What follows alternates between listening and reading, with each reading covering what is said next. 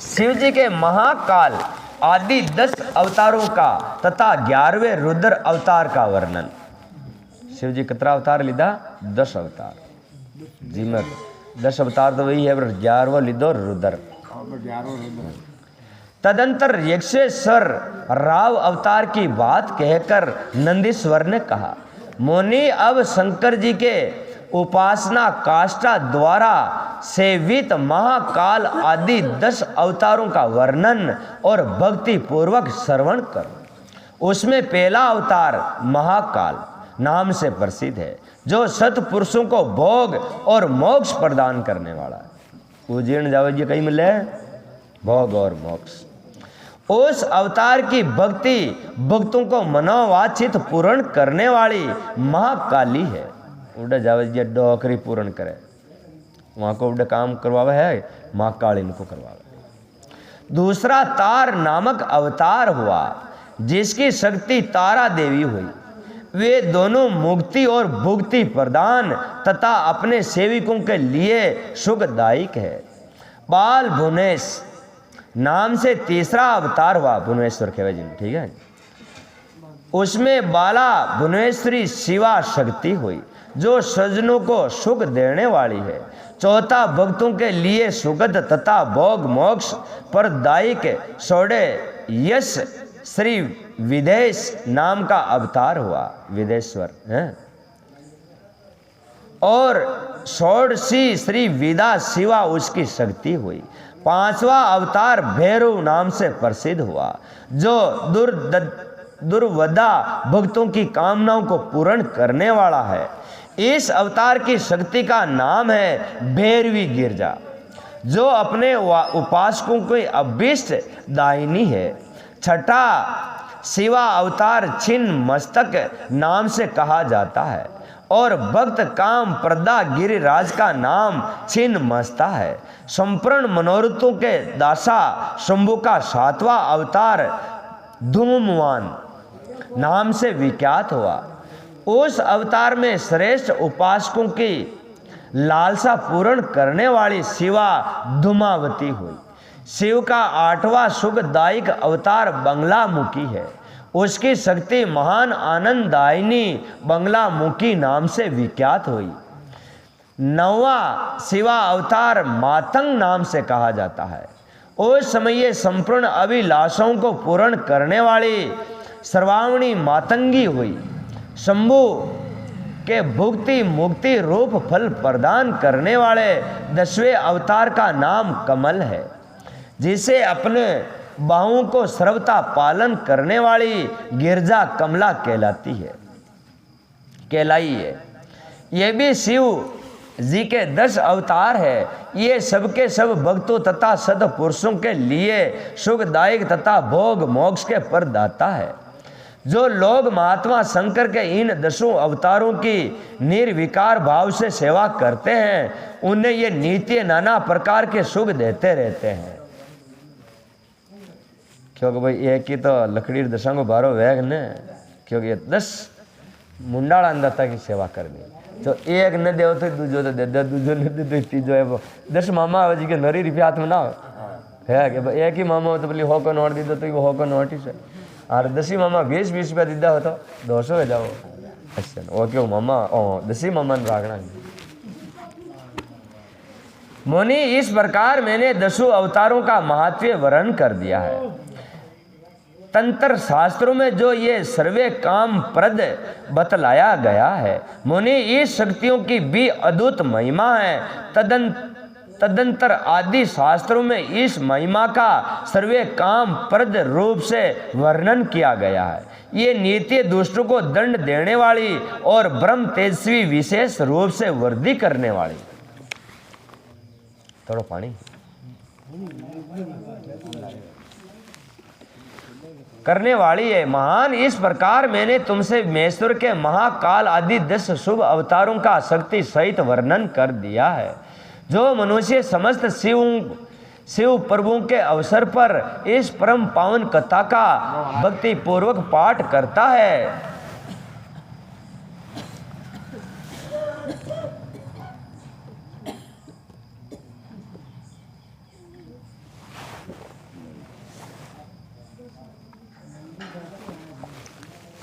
वे शिव जी का परम प्यारा हो जाता है।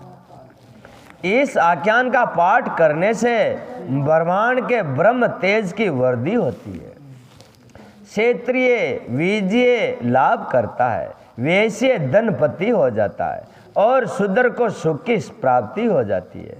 स्वयं धर्म परायण शिव भक्तों को ये चरित्र सुनने से सुख प्राप्त होता है और उनकी शिव भक्ति विशेष रूप से बढ़ जाती है।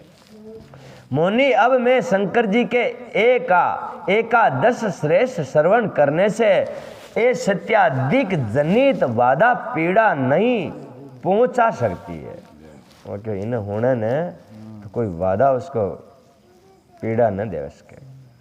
पूर्वे काल की बात है, एक बार इंद्र आदि समस्त देवता दैत्यों से पराजित हो गए। हारे देवता हार गया, डाकुओं हार गया। तब वे भयभीत हो अपनी पूरी अमरावती को छोड़कर भाग खड़े हुए। यूं दैत्यों द्वारा अत्यंत पीड़ित हुए वे सभी देवता कश्यप जी के पास गए। काश्यप जी, ठीक है, ऋषि महाराज के काश्यप जी का बाण। वहां उन्होंने परम व्याकुलता पूर्वक हाथ जोड़कर एक मस्तक झुकाकर उनके चरणों में अभिवादन किया और उनका भली भांति सतवन करके आदर पूर्वक अपने आने का कारण प्रकट कर दिया। वो क्यों मैंने कुट्योड़ा यहाँ कर दिया तथा दैत्यों द्वारा पराजित होने से उत्पन्न हुए अपने सारे दुखों का कह सुनाया। तात तब उनके पिता कश्यप जी देवताओं की इस कुष्ठ कहानी को सुनकर अधिक दुखी नहीं हुए, क्योंकि उनकी वृद्धि शिव जी में आसक्त थी। मुनि, उन शांत बुद्धि मुनि ने धैर्य धारण करके देवताओं को आश्वासन दिया और स्वयं प्रेम हर्ष पूर्वक विश्वनाथपुरी काशी को चल पड़े। वहां पहुंचकर उन्होंने गंगा जी के जल में स्नान करके अपना नित्य नियम पूरा किया और फिर आदर पूर्वक उमा सहित सर्वेश्वर भगवान विश्वनाथ की भली भांति अर्चना की। तदंतर शंभु के दर्शन उद्देश्य से एक शिव लिंग की स्थापना करके वे देवताओं के हितार्थ परम प्रसन्नता पूर्वक घोर तप करने लगे। वहाँ कई नाम को एक दूसरे लिंग बना काशी में और यह देवताओं को कष्ट मिटावा के लिए बंदता भक्ति करवा ला गया। मुनि, शिव जी के चरण कमलों का आसक्त मन वाले धैर्यशाली मुनीश्वर कश्यप को जब यूं तप करते हुए बहुत अधिक समय व्यतीत हो गए तथा सत्पुरुषों के गति स्वरूप भगवान शंकर अपने चरणों में तल्लीन मन वाले कश्यप ऋषि को वर देने के लिए वहां प्रकट हुए। भक्त वसल महेश्वर परम प्रसन्न तो थे ही, अंत वे अपने भक्त मुनीश्वर कश्यप को बोले, वर मांगो।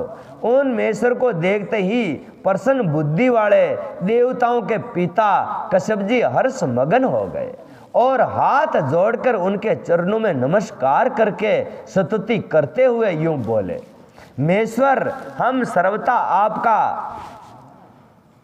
आपका शरणागत हूँ। स्वामीन देवताओं के दुख का विनाश करके मेरी अभिलाषा पूर्ण कीजिए। देवेश में पुत्रों की दुख से विशेष दुखी हूँ, अंत इस मुझे दुख सुखी कीजिए, क्योंकि मैं आप देवताओं के सहायक हैं। नाथ महाबली दैत्यों ने देवताओं और यक्षों को पराजित कर लिया है, इसलिए शंभु आप मेरे पुत्र रूप से प्रकट होकर देवताओं के लिए आनंददाता बनिए। नंदीश्वर कहते हैं, मुनि कश्यप जी के ऐसा कहने पर सर्वेश्वर भगवान शंकर उनसे तथेति ऐसा ही होगा यूं कहकर उनके सामने वहीं अंतर ध्यान हो गए। बोला सुनी से बदक। तब कश्यप जी महान आनंद के साथ तुरंत ही अपने शतान को लौट गए। उन्होंने वहां सारा वृतांत आदर पूर्वक देवताओं से कह सुनाया। तदंतर भगवान शंकर अपना वचन सत्य करने के लिए कश्यप द्वारा सुरभि के पेड़ से 11वें रूप धारण करके प्रकट हुए। वहाँ के भेदनी को कहीं नाम हो कश्यप जी क्यों? सुरभि, हाँ, सुरभि का पेट हुए अंदता जन प्रकट हुए उस समय ये महान उत्सव मनाया गया, सारा जगत शिवमय हो गया। कश्यप मुनि के साथ साथ सभी देवता हर्ष विभोर हो गए। उनके नाम रखे गए कपाली, पिंगल, भीम, विरूपाक्ष और विलोहित और पास्ता और अजपाद और ऐरमुद और शंभु, चंड तथा भव, ये 11 और रुद्र सुरभि के पुत्र कहलाते हैं। ये 11 ही सुरभि के पुत्र। ये सुखे अवस्था स्थान है और देवताओं की कार्य सिद्धि के लिए शिव रूप से उत्पन्न हुए हैं। ये कश्यप नंदन वीर वर रुद्र महान बल पराक्रमी संपन्न थे। इन्होंने संग्राम में देवताओं की सहायता करके दैत्यों का सार कर डाला। इन्हीं रुद्रों की कृपा से इंद्र आदि देव गण दैत्यों को जीतकर निर्भय हो गए। उनका मन स्वयं हो गया, स्वस्थ हो गया और वे अपना अपना राज्य कार्य संभालने लगे। अब भी शिव स्वरूपधारी वे सभी महारुद्र देवताओं की रक्षा के लिए सदा स्वर्ग में विराजमान रहते हैं। तात इस प्रकार मैंने तुमसे शंकर जी के 11वें रुद्र अवतार का वर्णन कर दिया है। ये सभी समस्त लोकों के सुख के लिए सुखदायक है। ये निर्मल आख्यान संपूर्ण पापों का विनाशक, धन, यश और वायु का प्रदानता तथा संपूर्ण मनोरथों को पूर्ण करने वाला है। टेम गई। शिव जी के दुर्वासा अवतार तथा हनुमद अवतार का वर्णन। नंदीश्वर कहते, महामुनि अब तुम शंभु के एक दूसरे चरित्र को सुनो, जिसमें शंकर जी के धर्म के लिए दुर्वासा होकर प्रकट हुए थे। दुर्वासा ऋषि, प्रेम पूर्वक श्रवण करो। अनसुया के पति ब्रह्मवेता तपस्वी अत्रि ने ब्रह्मा जी के निर्देशा अनुसार पत्नी सहित सरतु कुल पर्वत पर जाकर पुत्र कामना से घोर तप किया। उनके तप से प्रसन्न होकर ब्रह्मा, विष्णु और महेश्वर तीनों उनके आश्रम पर गए। उन्होंने कहा कि हम तीनों संसार के ईश्वर हैं। हमारे अंश से तुम्हारे 3 पुत्र होंगे जो त्रिलोकी में विख्यात तथा माता पिता का यश बढ़ाने वाले होंगे। यूं कहकर वे चले गए। ब्रह्मा जी के अंश से चंद्रमा हुए। ब्रह्मा जी का अंशों कही गया चंद्रमा। चंद्रमा का पाजी को नाम कही है, पिताजी को नाम कही है? नहीं नहीं, 75 बारू उल्टा फर्ज याद रहा। मैंने कह रही हूँ ब्रह्मा जी के अंश से चंद्रमा उत्पन्न हुआ। फाचमा को पिताजी को नाम खोजो जी, पहले बोल गया ब्रह्मा जी है जाओ। हाँ स्टेशन को आओ पॉइंट जिगी तो मैं थानू पहुँचूँ। फाचो खैर फाचो पहुँच लो। जाने पर समुद्र से प्रकट हुए थे। विष्णु के अंश से श्रेष्ठ संन्यास पद्धति को प्रज्वलित करने वाले दत्त उत्पन्न हुए। दत्त जी, दत्तात्रेय, ठीक है, वह भी मोटा था। दत्त उत्पन्न हुए और रुद्र के अंश से मुनीश्वर दुर्वासा ने जन्म लिया। इन दुर्वासा ने महाराजा अमीर रस की परीक्षा ली थी। जब सुदर्शन चक्कर ने उनका पीछा किया तब शिव जी के आदेश से अम्बी ऋषि द्वारा प्रार्थना करने पर चक्कर शांत हुआ। इन्होंने भगवान राम जी की परीक्षा की। काल ने मुनि का वेश धारण करके श्री राम के साथ ये शर्त की थी कि मेरे साथ बात करते समय ये श्री राम के पास कोई आ नहीं जाए। जो आएगा उसका निर्वासन कर दिया जाएगा। दुर्वासा जी ने हट करके लक्ष्मण को भेज दिया। वो वतवी काका जी बाढ़ ने हम बारी आ जाने वो क्यों जानो पेड़ी वो क्यों बला जो वो क्यों मरना ही है मरोर बली उड़े वही काका जी उन्हें भी मारना की तो दुर्वासा जी कम कौन है वो क्यों जिज्ञा व्यास महीने मरबो ही हुआ। तब श्री राम ने तुरंत लक्ष्मण का त्याग कर दिया। इन्होंने भगवान श्री कृष्ण की भी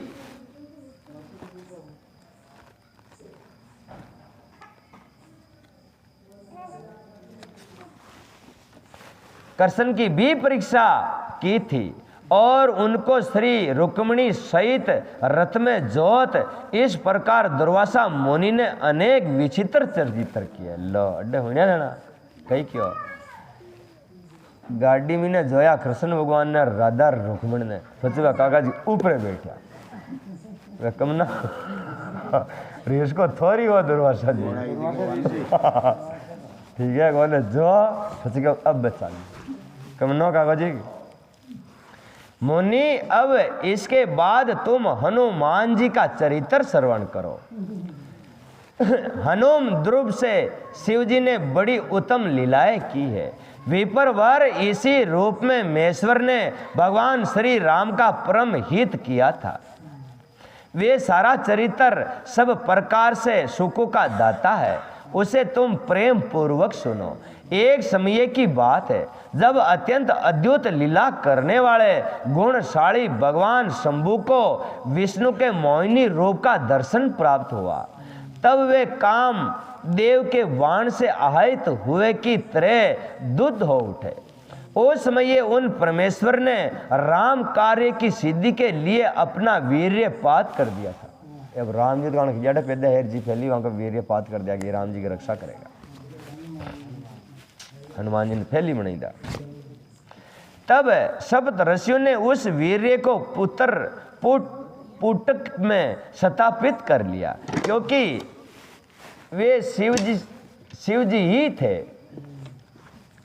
शिव जी ने ही राम कार्य के लिए आदर पूर्वक उनके मन में प्रेरणा की थी। तत्पश्चात उनमें ऋषियों ने शंभु के उस वीर्य को राम कार्य की सिद्धि के लिए गौतम कन्या अंजनी के कान के रास्ते स्थापित कर दिया। तब समय आने पर उस गर्भ से शंभु महान बल पराक्रम संपन्न वानर शरीर धारण करके उत्पन्न हुए। उनका नाम हनुमान रखा गया।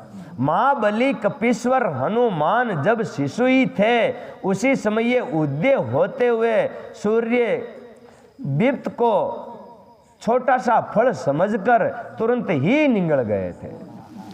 जब वे देवताओं ने उनकी प्रार्थना की, तब उन्होंने उसे महाबली सूर्य जानकर उगल दिया था। जब देव ऋषियों ने उन्हें शिव जी का अवतार माना और बहुत सा वरदान दिए, तदंतर हनुमान अत्यंत हर्षित होकर अपनी माता के पास गए और उन्होंने ये सारा वृत्तांत आदर पूर्वक कह सुनाया। फिर माता की आज्ञा से धीरे धीरे कपि हनुमान नीचे सूर्य की निकट जाकर उनसे अनायास ही सारी विधाएं सीख ली। तदंतर रुद्र के अंश भूत कपि श्रेष्ठ हनुमान सूर्य की आज्ञा से सूर्य से उत्पन्न हुए सुग्रीव के पास चले गए।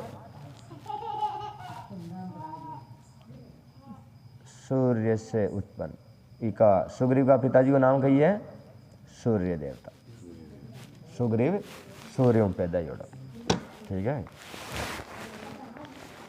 सूर्य शिष्य उत्पन्न हुए, सुग्रीव के पास चले गए। इसके लिए उन्हें अपनी माता भी अनुज्ञा मिल चुकी थी।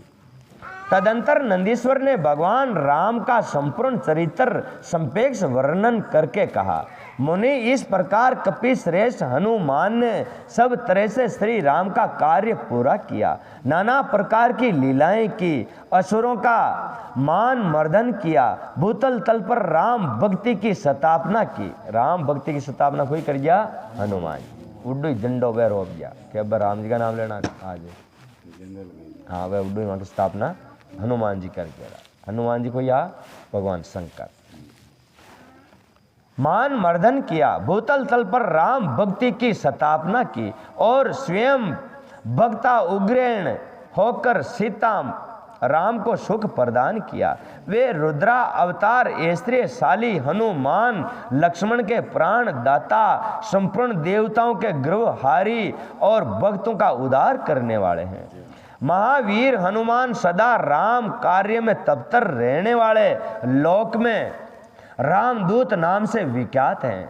दैत्यों के सहारक और भक्त वसल हैं। तात इस प्रकार मैंने हनुमान जी का श्रेष्ठ चरित्र, जो धन और कीर्ति और वायु का वर्धक और तथा संपूर्ण अभिष्टक फलों को दाता है, तुमसे वर्णन कर दिया है। जो मनुष्य इस चरित्र को भक्ति पूर्वक सुनता है अथवा सामाहिक चित्त से दूसरों को सुनाता है, इस लोक में संपूर्ण भोगों को भोग कर अंत में परम मोक्ष को प्राप्त होता है। इस तरह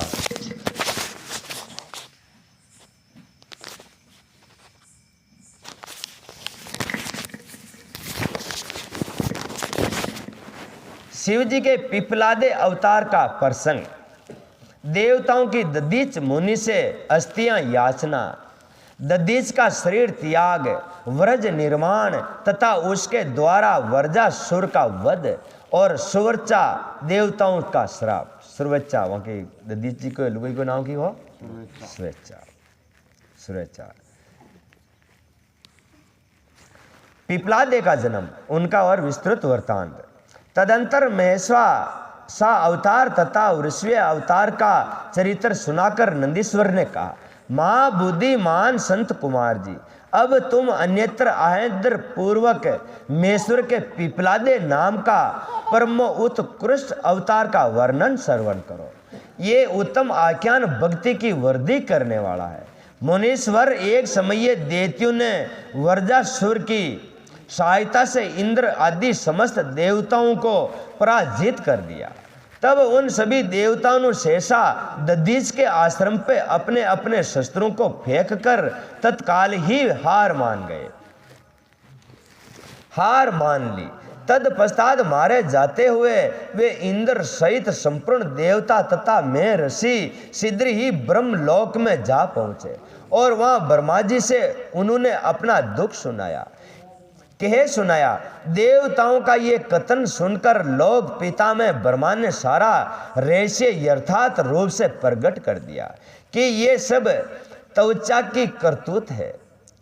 त्वचा ने ही तो तुम लोगों का वध करने के लिए तपस्या द्वारा इस महात्मा तेजस्वी वर्जासुर को उत्पन्न किया है। ये दैत्य महान आत्म बल से संपन्न तथा समस्त दैत्यों का अधिपति है। अंते अब ऐसा प्रयत्न करो जिससे इसका वध हो सके। बुद्धिमान देवराज, में धर्म के कारण इस विषय में एक उपाय बतलाता हूँ, सुनो। जो दधीच नाम वाले महामुनि हैं वे तपस्वी और जितेंद्रिय हैं। उन्होंने पूर्व काल में शिव जी की तपस्या आराधना करके व्रज श्री के अस्थियां हो जाने का वर प्राप्त किया है। अंते तुम लोग उनसे उनकी हड्डियां के लिए याचना करो, वे अवश्य दे देंगे। फिर उन अस्थियों से व्रज दंड का निर्माण करके तुम निश्चय ही उसके वर्जासुर को मार डालोगे। दूजी वो कागो जी मरबाड़ो कोने वने विषय श्राप मिलोड़ा के ब्रज को अस्त्र बने और फचे वो मरे वो न मरे। तो वो ब्रज का तो हाड़ क्या वहाँ दधीच जी के। हाँ, ये वचन सुनकर इंद्र देव गुरु बृहस्पति तथा देवताओं को साथ ले तुरंत ही दधीच ऋषि के उत्तम आश्रम पर आए। वहां इंद्र ने पूर्वे सुरवेचा सहित दधीच मुनि का दर्शन किया और आदर पूर्वक हाथ जोड़कर उन्हें नमस्कार किया। फिर देव गुरु बृहस्पति तथा अन्य देवताओं ने भी नम्रता पूर्वक उन्हें सिर झुकाया और दधीच मुनि विद्वानों में श्रेष्ठ तो थे ही, वे तुरंत ही उनके अभिप्राय को ताड़ लिया। क्यों ये काम आयो डाक डोगरीन क्यों मिंजा कोई निजी बात करनी के बाद। तब उन्होंने अपनी पत्नी स्वेच्छा को अपने आश्रम में अन्यत्र भेज दिया। तत्पश्चात देवताओं सहित देवराज इंद्र जो स्वार्थ साधन में बड़े दक्ष हैं, अर्थशास्त्र का आश्रय लेकर मुनि वर से बोले। इंद्र ने कहा, मुनि आप महान शिव भक्त, दाता तथा शरणागत रक्षक है, इसलिए हम सभी देवता तथा मैं ऋषि त्वचा द्वारा अपमानित होने के कारण आपकी शरण में आए हैं। विपर वर आप अपनी व्रजमयी अस्थियां हमें प्रदान कीजिए, क्योंकि आपकी हड्डियों से वर्जा का निर्माण करके मैं उस देवद्रोही का वध करूंगा। इंद्र के यूं कहने पर पूर्व उपकार परायण दधीच मुनि ने अपने स्वामी शिव का ध्यान करके अपना शरीर छोड़ दिया। मर गया, वहां के ले लो तो और हाँ लोग ने उन के जगह ची रिजेक्ट न कीजिए वे क्यों जिसने क्योरी वे क्यों लो थंग हार्ट के सारे आके बोलो सीताराम। समस्त बंधन नष्ट ध्यान करके अपना शरीर छोड़ दिया। उसके समस्त बंधन नष्ट हो चुके थे। अंत वे तुरंत ही ब्रह्म लोक को चले गए। उस समय वहां पुष्पों की वर्षा होने लगी और सभी लोग आश्चर्यचकित हो गए। तदंतर इंद्र ने शीघ्र ही सुरभि गोत्रों गो को बुलाकर उस शरीर को चटवाया और उन हड्डियों से अस्त्र निर्माण करने के लिए विश्वकर्मा को आदेश दे दिया। तब इंद्र की आज्ञा पाकर विश्वकर्मा ने शिव जी के तेज से दृढ़ हुए मुनि की वज्रमयी हड्डियों से संपूर्ण अस्त्रों की कल्पना की। उसके रीढ़ की हड्डी से वज्र और ब्रह्मशीर नाम के बाण बनाया और अन्य हस्तियों से अन्याय बहुत से अस्त्रों का निर्माण किया। तब शिव जी के तेज से उत्कृष्ट को प्राप्त हुए इंद्र ने उस वज्र को लेकर क्रोध पूर्वक वज्रासुर पर आक्रमण किया। ठीक उसी तरह जैसे रुद्र ने यमराज पर दावा किया था। फिर तो वे कवच आदि से भली भांति सुरक्षित हुए। इंद्र ने तुरंत ही पराक्रम प्रकट करके उस वज्र द्वारा वज्रासुर के पर्वत सरीके सिर को काट गिराया। तात उस समय स्वर्गवासियों ने महान विजय उत्सव मनाया। इंद्रपुर पुष्पों की वृष्टि होने लगी और सभी देवता उनकी स्तुति करने लगे। तदंतर महान आत्म बल से संपन्न दधीच मुनि की पतिव्रता पत्नी स्वेच्छा पत्नी के आज्ञा अनुसार अपने आश्रम के भीतर गई। वहां देवियों के लिए पति को मरा हुआ जानकर वे देवताओं को श्राप देते हुए बोली। स्वेच्छा ने कहा, आओ, इंद्र सहित ये सभी देवता बड़े दुष्ट हैं और अपना कार्य सिद्ध करने में निपुण और मूर्ख और तथा लोभी है। इसलिए ये सब के सब आज से मेरे श्राप से पशु हो जाए। वह डोकरी श्राप दीदा ने वह डोकरी दीदा के एक बार खाने हारा नहीं पशु है ना ये हन के लासी की दिंजा आ डोकरी श्राप दी दोड़ा अंदर ने एक बार खाने हारा ने वो बनना पेड़ी पशु सब देवता ने अस्वेच्छा श्राप दीदा दधीच की बींदनी वाले श्राप दीदा जो यानी पशु बढ़ना पशु हो जाए। इस प्रकार उस तपस्वी मुनि पत्नी स्वेच्छा ने इन इंद्र आदि समस्त देवताओं को श्राप दे दिया। तत्पश्चात उस पतिव्रता ने पति लोक में जाने का विचार किया। फिर तो वे मनस्वी स्वेच्छा परम पवित्र लड़कियों द्वारा एक चिता तैयार की। उसी समय शंकर जी की प्रेरणा से सुखदायिनी आकाशवाणी हुई। वे उस मुनि पत्नी स्वेच्छा को आश्वासन देते हुए बोली। आकाशवाणी ने कहा, प्राज्ञ ऐसा साहस मत करो, मेरी उत्तम बात सुनो। देवी तुम्हारे उदर में मुनि का तेज वर्तमान है, तुम उसे यत्न पूर्वक उत्पन्न करो। पीछे तुम्हारी जैसी इच्छा हो वैसा ही करना। शास्त्रों का ऐसा आदेश है कि गर्भवती को अपना शरीर नहीं जलाना चाहिए। गर्भवती को अपना शरीर नहीं जलाना चाहिए, अर्थात सती नहीं होना चाहिए। नंदीश्वर कहते हैं, मुनीश्वर यूं कहकर वे आकाशवाणी उपराम हो गई। उसे सुनकर वे मुनि पत्नी शरण भर के लिए विस्मित में पड़ गई। परंतु उस सती साध्वी स्वेच्छा को पति लोक की प्राप्ति अभीष्ट थी। अंते उसने बैठकर पत्थर से अपने उदर को विदीर्ण कर डाला। तब उसने पेट से मुनीश्वर दधीच का ये गर्भ बाहर निकल आया। उसका शरीर परम दिव्य और प्रकाशमान था तथा वे अपनी प्रभा से दसों दिशाओं को उदारसित कर रहा था। तात दधीच के उत्तम तेज से पारदूभूत हुआ वे गर्भ अपनी लीला करने में समर्थ साक्षात रुद्र का अवतार था। मुनि प्रिया स्वेच्छा ने दिव्य स्वरूपधारी अपने उस पुत्र को देखकर मन ही मन में समझ लिया कि ये रुद्र का अवतार है। फिर तो वे महासाध्वी परमानंद मगन हो गई और शीघ्र ही उसे नमस्कार करके उसकी स्तुति करने लगी। मुनीश्वर उसने उस स्वरूप को अपने हृदय में धारण कर लिया। तदंतर पति लोक की कामना वाली विमले लक्षणा माता सर्वेचा मुस्कुराकर अपने उस पुत्र परम स्नेह पूर्वक बोली। स्वेच्छा ने कहा, तात प्रेम सान, तुम सब अवश्य वृक्ष के निकट चिरकाल तक स्थित रहो। माँ भाग तुम समस्त प्राणियों के लिए सुखदाता होगे। और अब मुझे प्रेम पूर्वक पति लोक में जाने के लिए आज्ञा दो। वहाँ पति के साथ रहती हुई मैं रुद्र रूपधारी तुम्हारा ध्यान करती रहूंगी। नंदीश्वर कहते हैं, मुनि साध्वी स्वेच्छा ने अपने पुत्र से यूं कहकर और परमा समाधि द्वारा पति का अनुगमन किया। मुनीश्वर इस प्रकार दधीच पत्नी स्वेच्छा शिवलोक में पहुंचकर अपने पति से जा मिली और आनंद पूर्वक शंकर जी की सेवा करने लगी।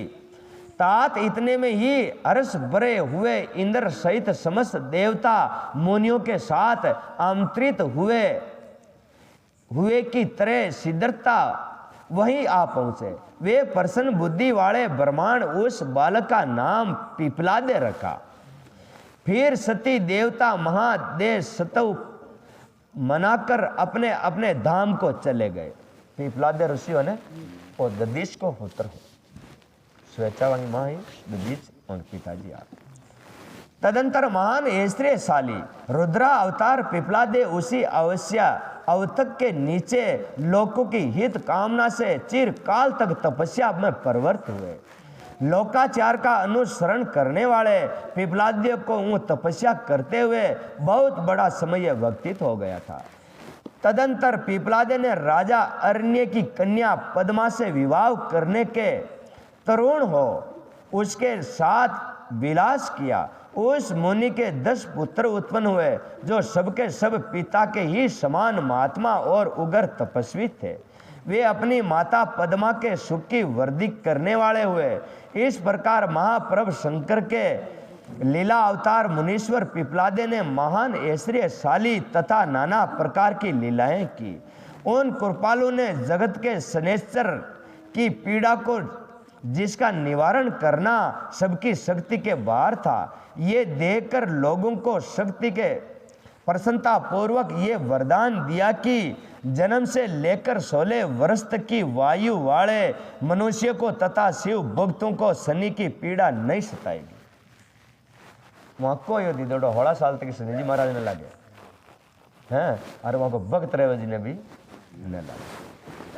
ये मेरा वचन सर्वथा सत्य है। यदि कहीं शनि मेरे वचन का अनादर करके उन मनुष्यों को पीड़ा पहुंचाएगा तो वे निसंदेह भस्म हो जाएगा। अत्रो भी मैंने किया बढ़िया ने बढ़िया बने निकला तात इसलिए उस अभ्य भीत हुआ ग्रह श्रेष्ठ शनैचर विकृत होने पर भी वैसे मनुष्य को कभी पीड़ा नहीं पहुंचाता। मुनीश्वर इस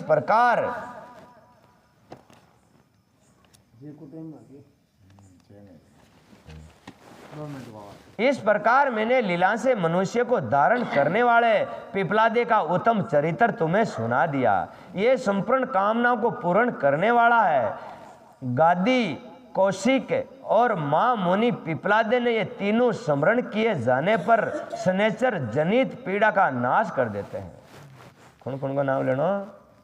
एक तो कौशिक है, एक कौशिक और माँ मुनि पिपलादे और गादी, ये 3 अन्नदाता को शनि जी महाराज जी ने लजोड़ा हुआ ना। जो ये 3 अन्नदाता को नाम लेना तो अन्नदाता वह हो रहा जाए, घर छोड़ जाओ बताओ ये 3 अन्नदाता को नाम लेना। वे मुनीश्वर दधीच जो परम ज्ञानी सतपुरुषों के प्रिय तथा मान शिव भक्त थे। धन्य है जिनके यहाँ स्वयं आत्मज्ञानी मेश्वर पिपलादे नामक पुत्र होकर उत्पन्न हुआ। तात ये आख्यान निर्दोष स्वर्ग पद और कुर्ज हनि जनित दोषों का सहार संपूर्ण मनोरथों को पूर्ण करने वाला और शिव भक्ति को विशेष वृद्धि करने वाला है। बोलो शंकर भगवान की, देव नारायण भगवान की, बस्ती नगर की, सर्वे संतों की जय हो। गौ मात